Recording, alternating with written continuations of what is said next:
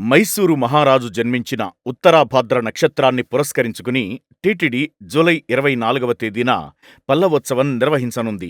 ఇందులో భాగంగా సహస్ర దీపాలంకార సేవ అనంతరం శ్రీదేవి భూదేవి సమేత శ్రీ మలయప్ప స్వామివారు ఊరేగింపుగా కర్ణాటక సత్రానికి వేంచేపు చేస్తారు. కర్ణాటక రాష్ట్ర ప్రభుత్వ ప్రతినిధులు, మైసూరు సంస్థానం ప్రతినిధులు స్వామి అమ్మవార్లకు ఆహ్వానం పలికి ప్రత్యేక హారతి సమర్పిస్తారు. మైసూరు మహారాజు జ్ఞాపకార్థం దాదాపు 300 సంవత్సరాల నుండి తిరుమలలో పల్లవోత్సవం జరుగుతోంది.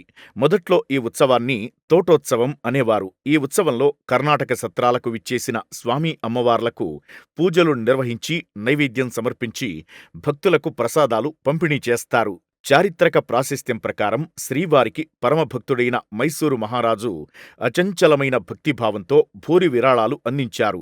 అదేవిధంగా బ్రహ్మోత్సవాలలో శ్రీవారికి ఉపయోగించే గరుడ, గజ, ముత్యపు పందిరి, సర్వభూపాల, అశ్వ, సూర్యప్రభ, చంద్రప్రభ వాహనాలను అందించారు. స్వామివారి వాహన సేవల్లో భాగంగా 5వ రోజు ఉదయం పల్లకీ ఉత్సవంలో ఉపయోగించే పల్లకీని ప్రత్యేకంగా ఏనుగు దంతాలతో, అద్భుతమైన కళాకృతులతో తయారు చేసి అందించారు. ప్రతిరోజు తెల్లవారుజామున శ్రీవారి సుప్రభాత సేవకు ముందు మైసూరు సంస్థానం తరపున నవనీత హారతి, శ్రీవారి ఆలయంలో అఖండ దీపాలైన బ్రహ్మదీపానికి, మహారాజ దీపానికి ప్రతిరోజు 5 కేజీల నెయ్యి ఇచ్చే సంప్రదాయం ఆయన ప్రారంభించగా అది నేటికీ కొనసాగుతోంది. మైసూరు మహారాజు జ్ఞాపకార్థం శ్రీవారి ఆలయంలో ప్రతి నెల ఉత్తరాభాద్ర నక్షత్రం రోజున రాత్రి 7:30 ప్రత్యేక ఆస్థానం నిర్వహిస్తారు.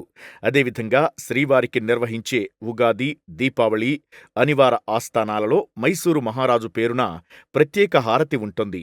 శ్రీకృష్ణ జన్మాష్టమి సందర్భంగా నిర్వహించే ఉట్లోత్సవం పర్వదినాన కూడా శ్రీ మలయప్ప స్వామివారు కర్ణాటక సత్రాలకు వేంచేపు చేస్తారు.